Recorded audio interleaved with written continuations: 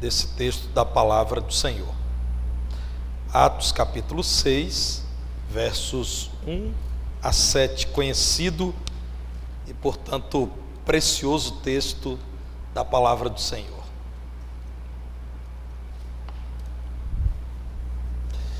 Diz-nos assim: ora, naqueles dias, multiplicando-se o número dos discípulos, houve murmuração dos helenistas contra os hebreus, porque as viúvas deles estavam sendo esquecidas na distribuição diária.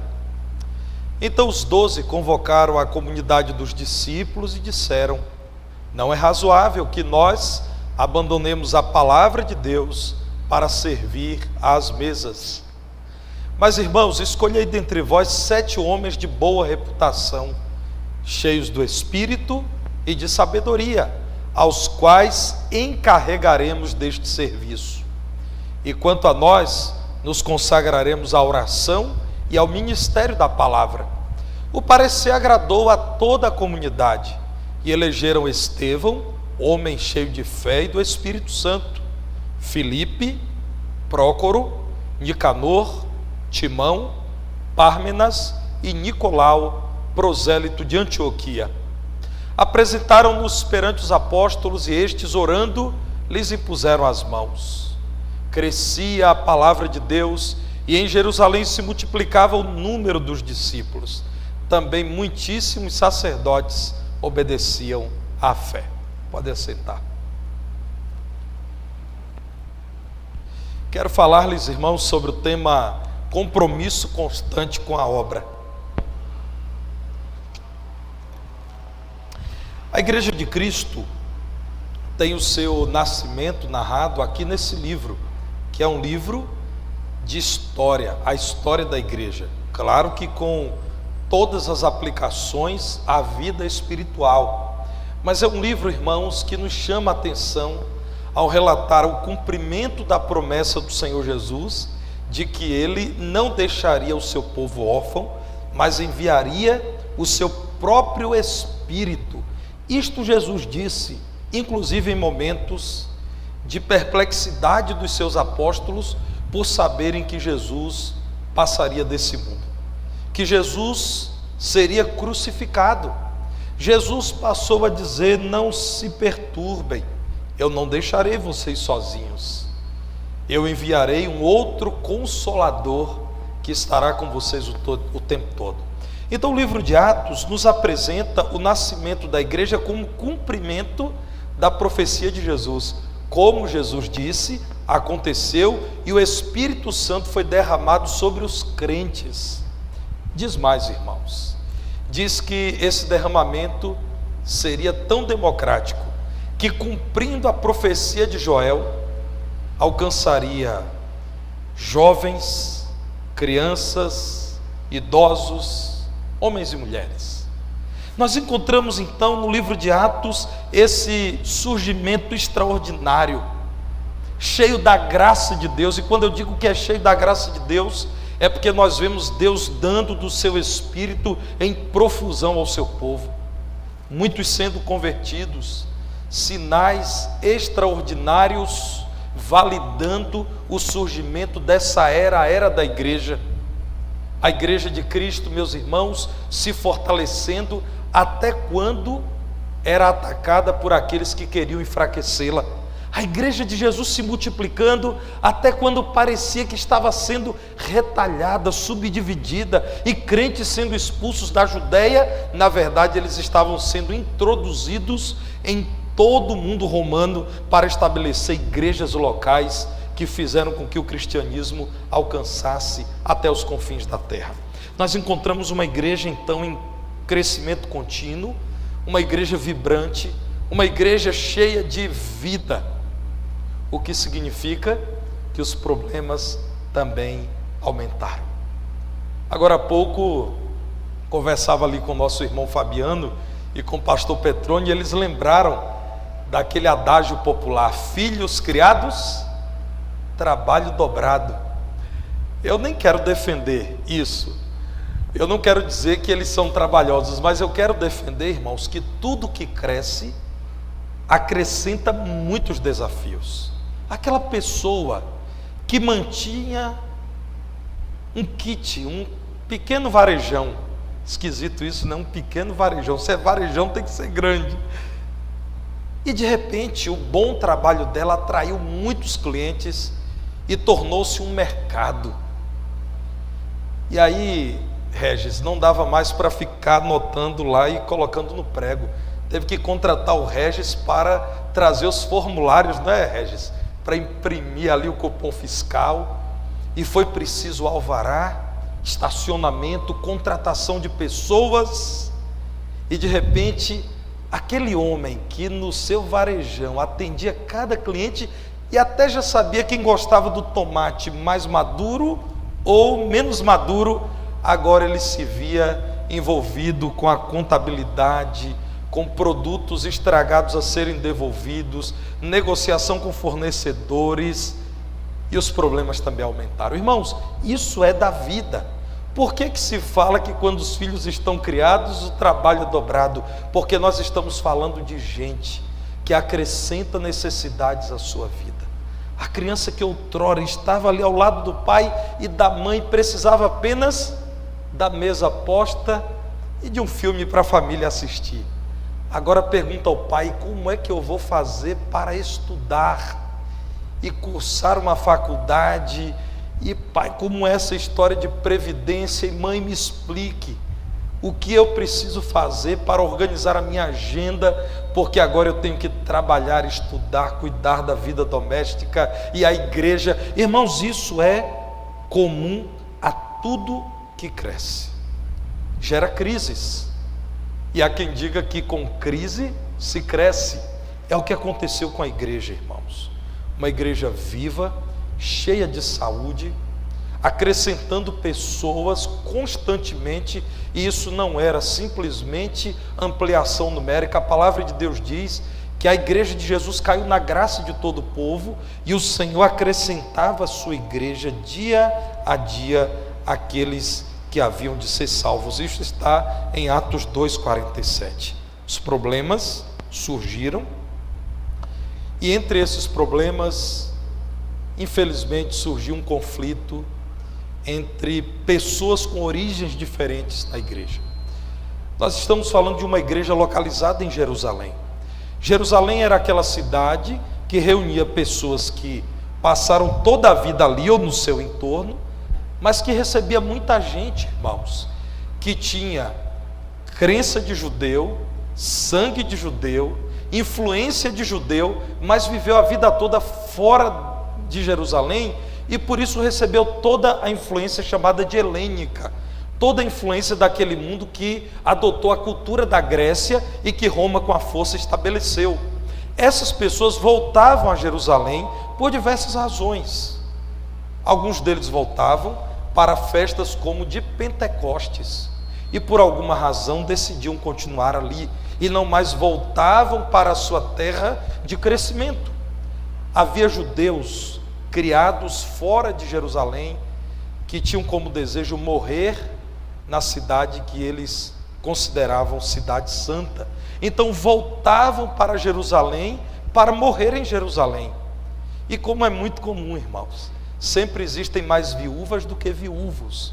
A igreja continha um grupo grande de irmãs em Cristo, cujos maridos haviam falecido, e elas precisavam do auxílio da igreja.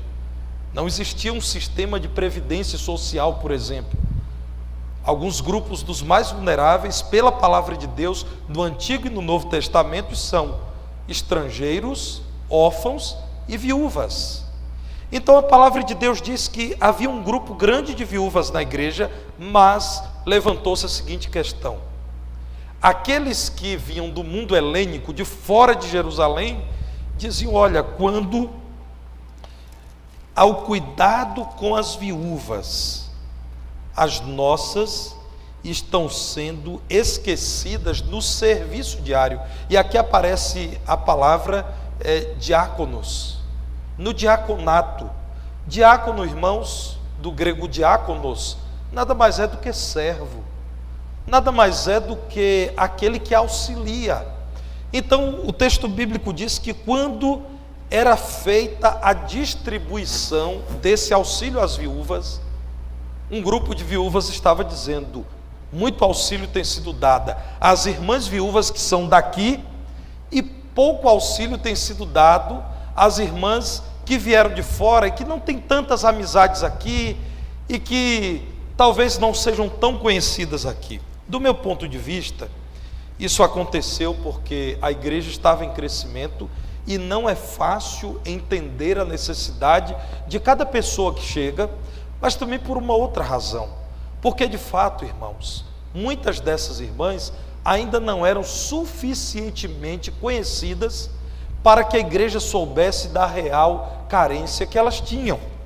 Eu não vejo de modo nenhum um desprezo étnico, ou seja, porque foram criados fora de Jerusalém. Eu vejo como um desafio para a igreja que está crescendo, e isso me abençoa muito. Isso nos abençoa, porque nós somos uma igreja em crescimento. Como é gostoso dizer isso, né, irmãos? Eu digo isso porque uma igreja em crescimento é uma igreja que está viva. Nós somos uma igreja assim. A nossa igreja aqui em Divinópolis, graças a Deus, é uma igreja muito bem frequentada, mas não é fácil entender da necessidade de cada irmão. Alguns, inclusive, são tão discretos que mesmo quando perguntamos: está precisando de algo? Eles dizem: não, está tudo bem. E a igreja precisa se esforçar. E de vez em quando um passarinho verde canta no meu ouvido que alguém está precisando de alguma coisa, ou de um dos obreiros aqui da igreja. Às vezes, irmãos, nós até não acompanhamos bem a atualização da vida dos irmãos.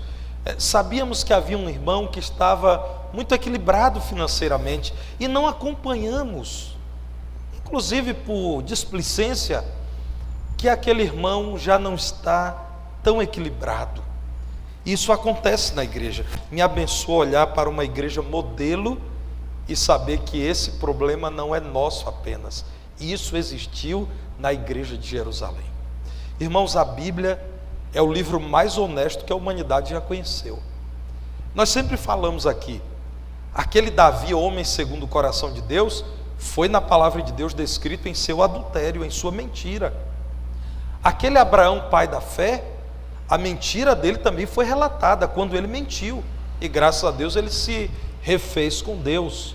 Moisés, um homem tão manso, o mais manso de toda a terra, perdeu a paciência e Deus repreendeu Moisés em sua impaciência. Todos os problemas das igrejas locais do Novo Testamento não devem nos levar ao conformismo, mas devem nos levar ao entendimento de que, assim como aquelas igrejas relatadas na palavra de Deus, nós precisamos nos revisar e, na dependência de Deus, buscar vencer os problemas. Eles enfrentaram problemas como nós também enfrentamos. Mas a igreja, ali na Palestina, não desistiu de buscar em Deus discernimento e forças para melhorar. A igreja, meus irmãos, desenvolveu o seu auxílio espiritual e material simultaneamente, e isso, claro, exigia tempo, muitos esforços dos apóstolos, até um ponto em que a igreja era muito viva na pregação, viva na oração, viva na comunhão, mas ela precisava de maior vivacidade na beneficência. Não era fácil para os apóstolos. Eles não estavam desprezando o trabalho, eles tão somente não estavam dando conta de todo o trabalho da igreja. Irmãos, olhem que expressão incrível. Nós temos no versículo 2, não é razoável que nós abandonemos a palavra de Deus para servir às mesas. Eles não estão dizendo não queremos servir às mesas, eles estão dizendo: irmãos, existe uma outra mesa que nos lembra da fome espiritual do mundo inteiro que precisa ser servida. Nós não podemos deixar de pregar a palavra. Vejam bem, se nós formos servir às mesas das viúvas, nós deixaremos de pregar a palavra. Agora, irmãos, vejam a expressão final do versículo 3. Os apóstolos chamam de serviço, aos quais encarregaremos deste serviço. Aqui, mais uma vez, nós encontramos os apóstolos dizendo: é uma forma de servirmos a Deus, cuidarmos dessas viúvas que estão dizendo que não estão sendo bem cuidadas. Então nós não encontramos nos discípulos, ou melhor, nos apóstolos, um desprezo a este importante serviço. Numa outra versão do texto bíblico é chamado de importante negócio.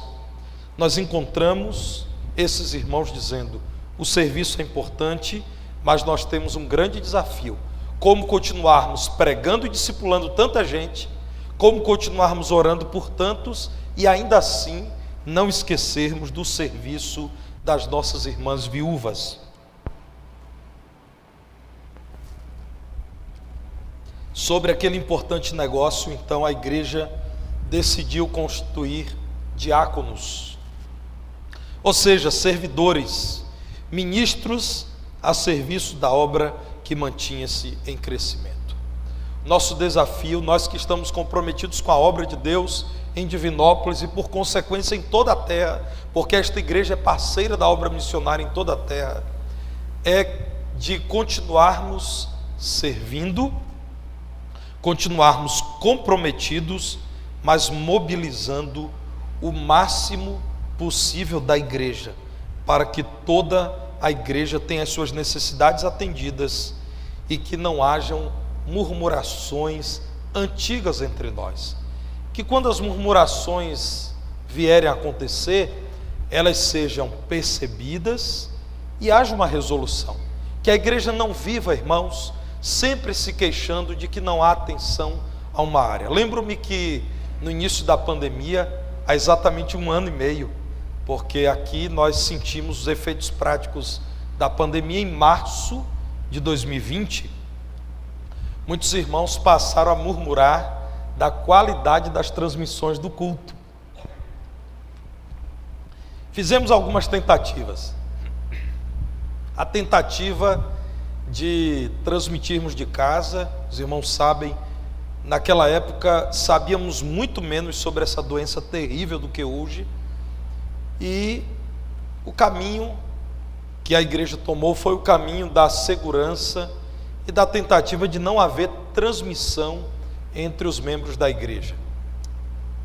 Mas as tentativas ainda assim não agradaram a vários irmãos, que passaram a dizer: olha, nós precisamos dar mais um passo. Isso nos meses de abril, maio e junho. A partir de junho, então, fechamos. Depois de 3 meses com aquelas tentativas, demos um passo diferente, que foi iniciado no dia 5 de julho de 2020, com a instalação de uma estrutura de transmissão em tempo real do culto ou dos cultos ao Senhor. A murmuração existiu, e eu não lembro nesse momento das pessoas que murmuraram. Não é o alvo, irmãos, enfatizar a murmuração. O alvo aqui é enfatizar a resolução.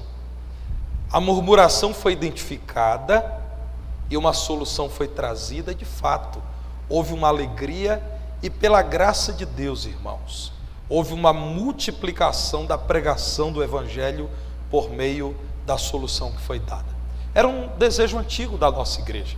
Os irmãos sabem quantas vezes chegamos a tratar desse assunto, mas haviam outras prioridades eleitas pela igreja. Irmãos, lembro-me que há muitos anos, um irmão em Cristo me procurou para pedir perdão. Ele marcou um horário comigo, não foi aqui em Divinópolis, foi numa outra igreja. Ele agendou com a secretária da igreja e eu o recebi. E ele é um irmão muito simpático, eu discipulei, batizei, um irmão muito querido. E ele disse: pastor, eu vim aqui hoje te pedir perdão. Eu disse: meu irmão, está perdoado. Se quiser me diga do que é, porque sinceramente eu não lembro de nada que o irmão fez e que tenha me ofendido. E ele disse: pastor, a minha escola foi arrombada. A escola dele ficava a 3 quarteirões do templo e ele morava ali também. e levaram muitas coisas. E eu corri aqui num dia qualquer do mês de janeiro e a secretária disse: pastor Tarcísio está em período de férias, só retorna no dia 1º de fevereiro. Aí ele disse: eu tive raiva do senhor, pastor. Como é que a minha escola foi arrombada? E eu vim aqui na igreja porque precisava de consolo e de um auxílio seu, e o pastor não estava. Ah, quanta raiva eu tive do pastor. Eu disse a ele: me perdoe, irmão, por ter tirado férias. Já estávamos rindo a essa altura. E ele foi ali para dizer: pastor, que bobagem a minha. Mas foi o impulso do momento.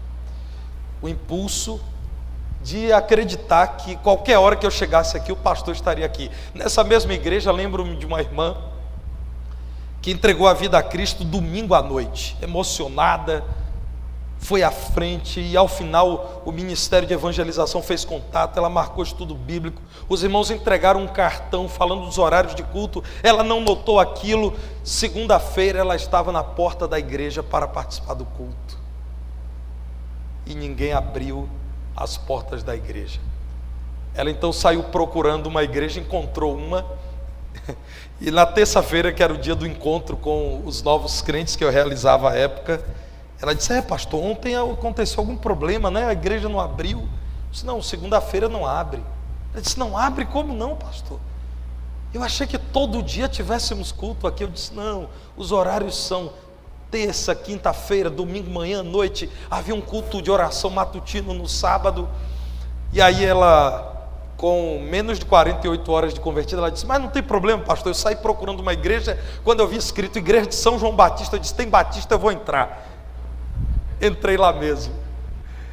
Essa irmã em Cristo, muito empolgada, levou o esposo que eu batizei, a filha que eu batizei, o filho muito novo eu não batizei por conta da idade, para Cristo também. Depois levou a sogra, que passou a morar com ela. São cenas, irmãos, que nos dizem que nós temos um santo problema na igreja. Eu nunca estive numa igreja que não crescesse. Pela graça de Deus, irmãos, eu não conheço a realidade de uma igreja que diminui. Eu sempre trabalhei com igrejas que cresceram. Isso é um santo problema. Se os irmãos me perguntarem se eu acho ruim, eu não acho ruim não, eu acho maravilhoso saber que mais pessoas ouvem a palavra, que mais famílias recebem a influência da palavra de Deus, que a igreja pode se multiplicar nos seus esforços para continuar pregando o evangelho. Isso é maravilhoso. Mas sabem as dores do crescimento? As dores do crescimento vêm. A sua filha André, os meus filhos, todas as crianças, seus filhos Nádila, todos passam por isso. A dor do crescimento, os ossos esticando, e a musculatura, e os médicos relatam que existe a dor do crescimento. Irmãos, a igreja por vezes enfrenta a dor do crescimento. Isso está relatado no Novo Testamento, e isso nós vemos em nossa igreja e em tantas outras igrejas saudáveis. Mas temos respostas da palavra de Deus. O que fazer? Primeiro, entender que a obra de Deus é um desafio contínuo para os cristãos. Notem de novo Atos capítulo 6, versículo 1, quando a palavra de Deus diz que multiplicava-se o número de discípulos. Santo problema, que bênção! Por que existia gente insatisfeita? Por que existiam irmãos que se sentiam menos lembrados do que outros? Porque havia muita gente, a igreja se multiplicava. Quando a palavra de Deus diz que a igreja foi convocada para resolver a questão, diz a palavra de Deus que o parecer agradou a toda a comunidade. Nós estamos falando de uma reunião grande de pessoas. A igreja é um organismo vivo, irmãos, portanto em desenvolvimento constante. Que bom que temos esses desafios para experimentarmos a grandeza de Deus cuidando da sua igreja e para nos sentirmos vivos. Os crentes da igreja de Jerusalém aceitaram o desafio e a igreja continuou servindo ao Senhor. Havia um compromisso constante com a obra. Veja o versículo 4. Os apóstolos disseram: escolham pessoas que possam cuidar das viúvas, porque nós queremos continuar trabalhando muito, queremos nos consagrar mais ainda à oração e ao ministério da palavra. Certo jovem era o grande vendedor de sapatos de uma loja de calçados. Ele era extraordinariamente preparado para vender calçados. Mas o gerente se aposentou. E naturalmente foi dada a ele a oportunidade de gerenciar aquela loja. O proprietário então disse: o nosso gerente se aposentou, você é o meu melhor vendedor, você agora está sendo promovido à gerência e vai ganhar salário maior.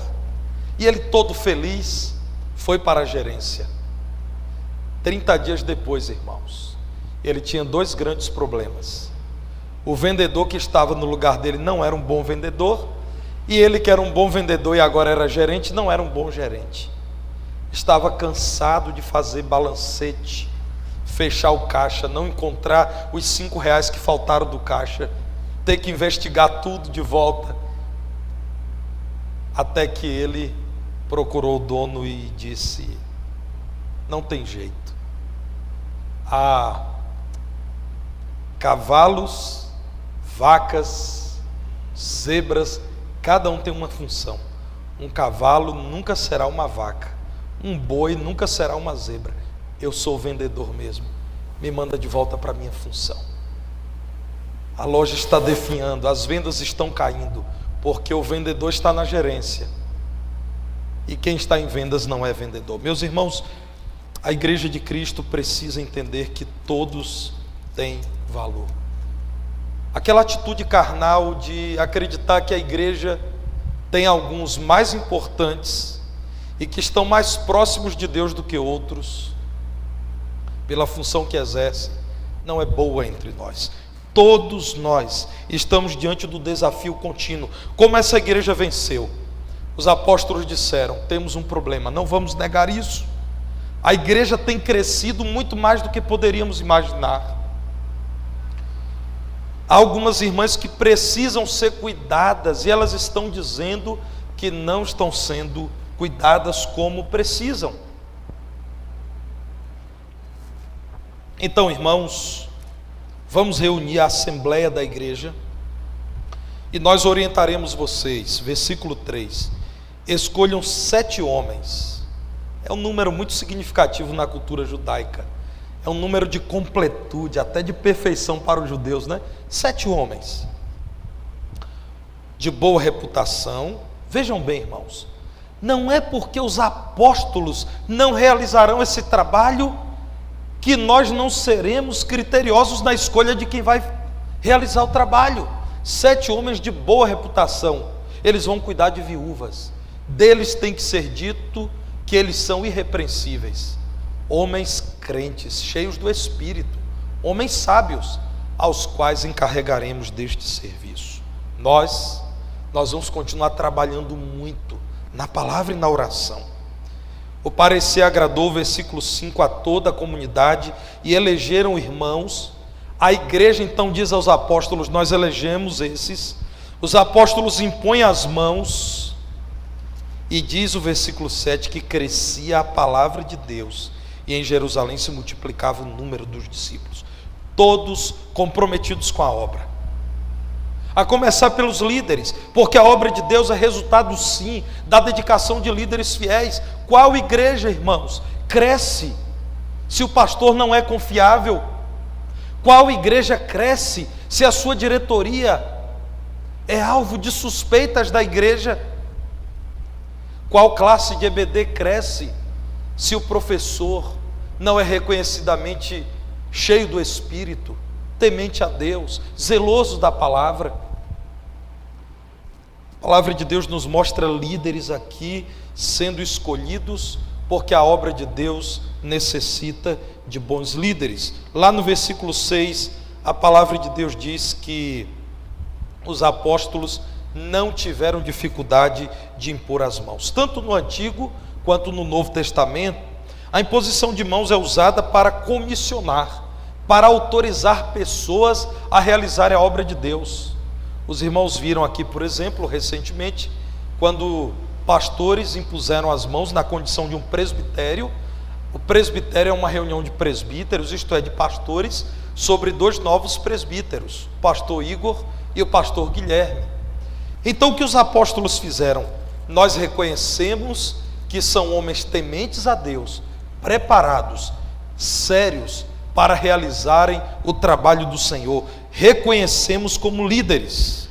Vejam Números capítulo 27, versículos 22 e 23, um exemplo do Antigo Testamento sobre imposição de mãos.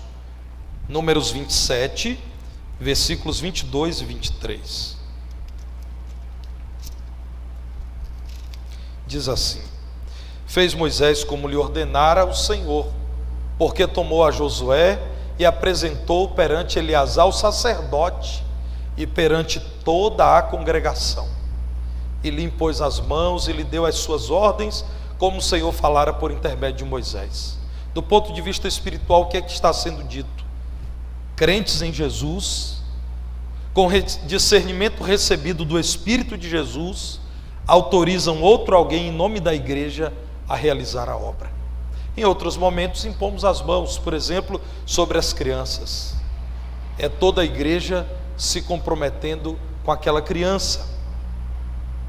Quando no final do ano esta igreja elege toda a sua liderança, todos ajoelhados aqui, são alvos da oração da igreja que impõe as mãos sobre os líderes. Para nós, irmãos, é símbolo de uma igreja inteira concordando, segundo o discernimento do Espírito do Senhor, que aqueles irmãos são autorizados a servirem naquelas funções. Qual é o fundamento teológico dessa prática?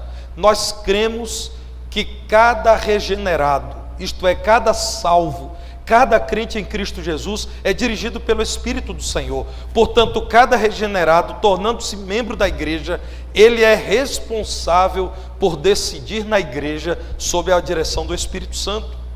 Para nós, os crentes batistas, essa é uma convicção profunda que temos, irmãos, que a igreja é governada por todos os membros, porque todos são crentes. Se todos são crentes genuínos, o Espírito de Cristo os orienta nas decisões. É por isso, irmãos, que nos reunimos em assembleia de tempos em tempos. Nesse mês de setembro, por exemplo, nos reuniremos mais uma vez em assembleia e os assuntos são apresentados e os irmãos decidem, porque nós cremos pela palavra de Deus, como está aqui em Atos capítulo 6.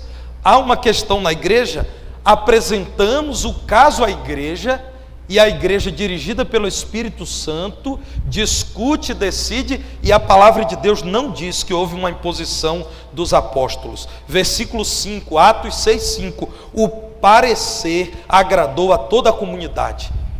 Apresenta um problema aos líderes, os apóstolos.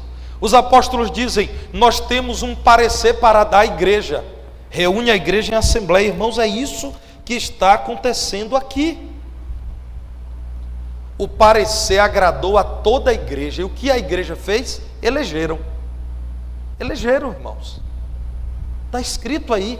Os apóstolos trazem um parecer, a igreja reunida elege. Aquela igreja local, inclusive esse texto fundamenta, como tantos outros, que a escolha de diáconos é uma escolha para servir na igreja local. Porque o diaconato só existe quando há uma carência no serviço aos irmãos. À medida que os irmãos precisam de assistência e não é mais possível ao pastor ou pastores dar essa assistência, então a igreja elege diáconos para suprir uma carência da igreja local. É isso que está acontecendo aqui.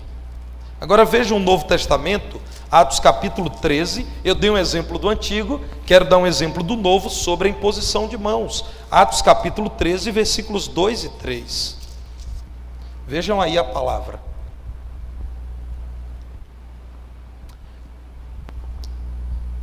Servindo eles ao Senhor e jejuando, disse o Espírito Santo: separai-me agora Barnabé e Saulo para a obra a que os tenho chamado.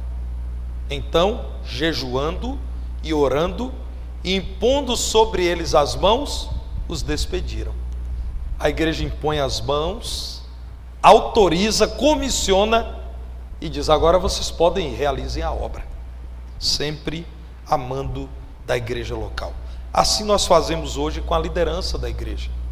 E aqui eu quero chamar a atenção dos irmãos para a existência de ministérios na igreja. Diversos ministérios: pastoral, diaconal, recepção, oração, ministério de música, ministério de juventude, ministério da educação cristã, vários. Todos esses líderes são importantíssimos. Procurem os líderes. Eu farei chegar aos irmãos no boletim do próximo domingo a relação de todos os líderes de ministérios da igreja. Por quê? Porque graças a Deus, irmãos, nós estamos vendo um cenário cada vez melhor no que diz respeito ao combate à Covid-19. Eu espero que, ao me ouvir dizer isso, você não entenda que é tempo de relaxarmos. Não, ainda é tempo de usarmos a máscara, de não nos aglomerarmos, de higienizarmos as mãos. Mas, irmãos, já é um tempo de alegria ao vermos cair tanto o número de mortos e o número de infectados. Hoje, o governo do estado de Minas Gerais anunciou que toda Minas Gerais está na onda verde. O melhor momento que nós temos desde o mês de novembro de 2020. Em 10 meses é o melhor momento. Que bênção! E a igreja, irmãos, está reabrindo várias de suas frentes de trabalho. Culto infantil no domingo à noite foi retomado domingo passado. E nós estamos no momento em que estamos reconvocando muitos irmãos para o trabalho. O Ministério de Juventude tem feito isso, o Ministério de Música com o retorno de ensaios de vozes do coro, por exemplo. O Ministério de Educação Cristã tem feito isso. O Ministério Diaconal se reunirá na próxima semana. Amanhã eu vou me reunir com os intérpretes de Libras, os irmãos do Ministério com Surdos, em breve com o Ministério de Recepção. E a igreja está convocando os irmãos dizendo: nós temos líderes eleitos por vocês. São irmãos preciosos. Boas igrejas se fazem com bons líderes. Igrejas sérias crescem com líderes sérios. Talvez você diga: pastor, eu me sinto líder, mas eu não sou líder de um ministério. Então me permita te contar a história da irmã Josefa, história real. Eu era um adolescente na igreja, quando se converteu a Cristo, uma mulher idosa, por volta de 75 anos de idade, mas a animação de 15 anos de idade. Irmãos, a irmã Josefa, quando ela descobriu o Senhor Jesus Cristo, a vida dela ganhou um colorido que, como ela dizia, nunca existiu em 70 e tantos anos de vida. Quem a levou a Cristo foi uma amiga chamada Prígia, que já faleceu, idosa como ela. E quem levou a Prígia, que levou a Josefa para a igreja, foi a irmã Amanda. Sabe de onde elas se conheciam? Elas se conheciam das quermesses, das missas. Amanda conheceu a Cristo, falou para a Prígia, que falou para a Josefa, mas das três, a Josefa, que era a mais nova convertida, se destacou. Irmãos, quantas vezes eu saí de casa para ir à igreja e no meio do caminho eu encontrava com a irmã Josefa. Ela vinha de um extremo e eu do outro, e nos encontrávamos na avenida em que o templo ficava. Cada semana, irmãos, crescia a fila indiana, netos, sobrinho, genro, vizinho. Irmãos, havia dias em que eu encontrava a irmã Josefa indo para a igreja, eu com meu pai e meus irmãos. A irmã Josefa tinha uns 10 com ela. Liderança. No dia do batismo da irmã Josefa, não houve espaço no templo. Uma multidão que ela convidou, irmãos. Eu acho que até o prefeito da cidade ela convidou. Uma multidão. Líder.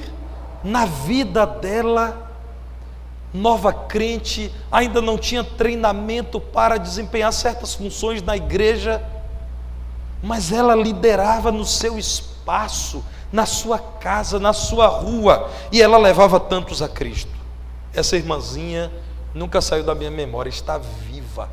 Outro dia um pastor que mora próximo dela me disse: olha, ela está na mesma animação que você a conheceu, só que agora ela vai para 90 e alguns anos de idade.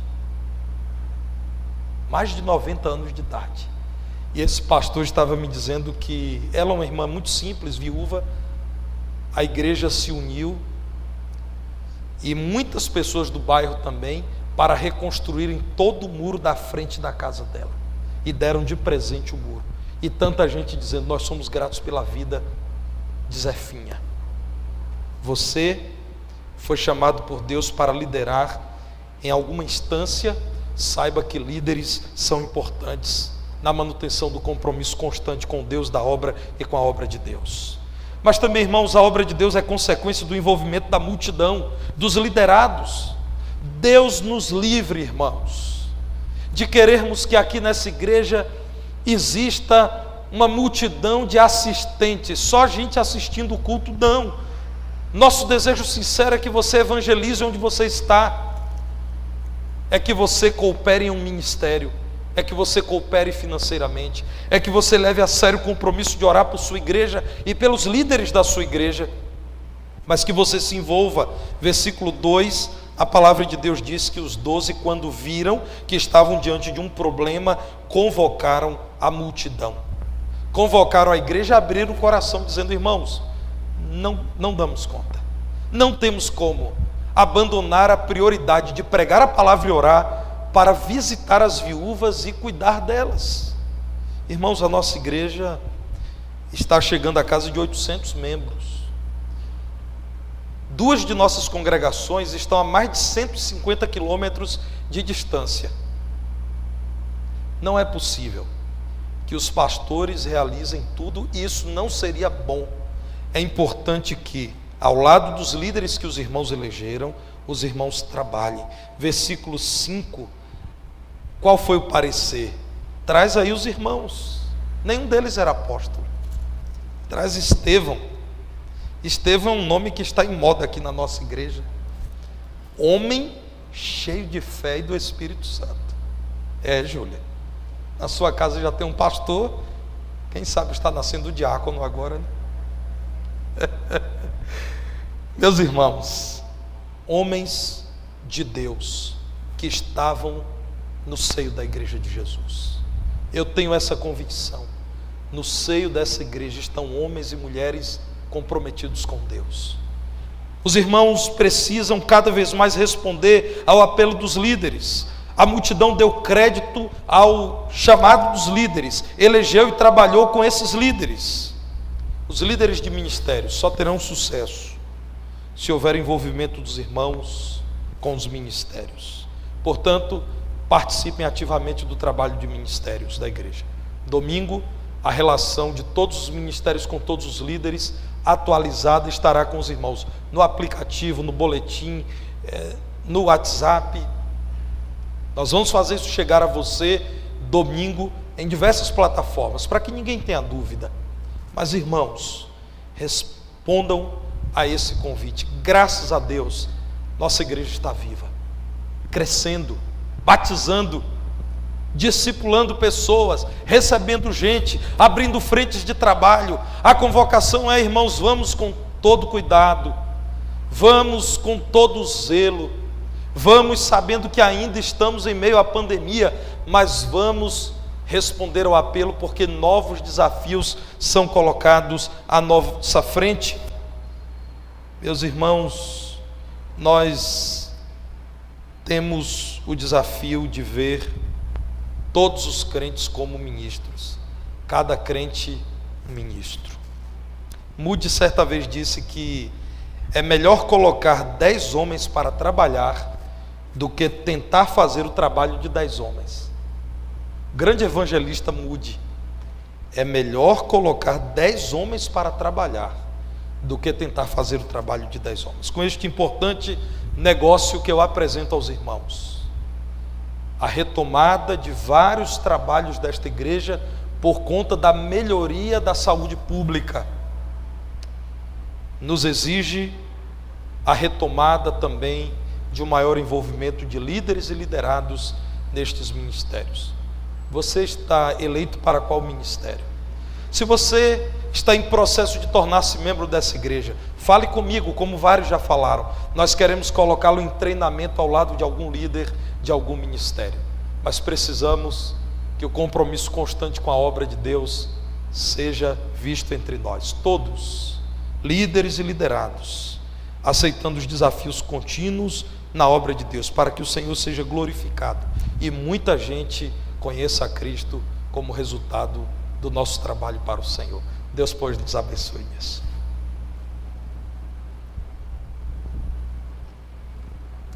A irmã Tati está dizendo aqui no chat, irmãos, que a conta não está batendo.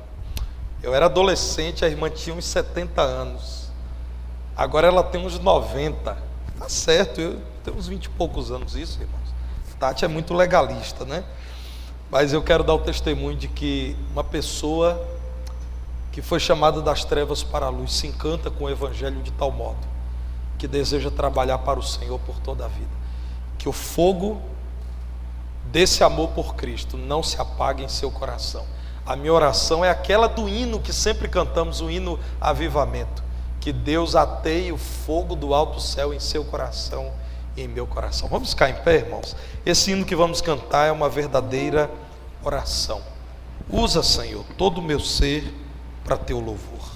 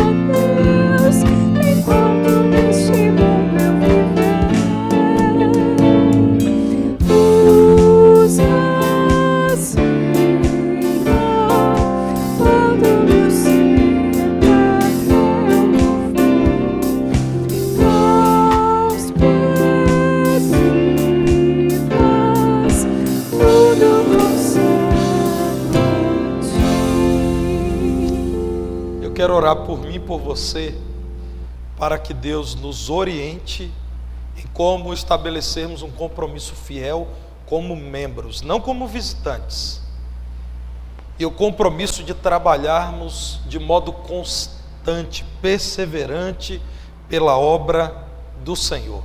Você tem dúvida? Procure a mim, procure o pastor Igor, pastor Petrônio, procure nosso ministro Rogério. Fale conosco, nós queremos te orientar nisso, porque desejamos ver todos envolvidos. Nós vamos orar, meus irmãos, por alguns pedidos de oração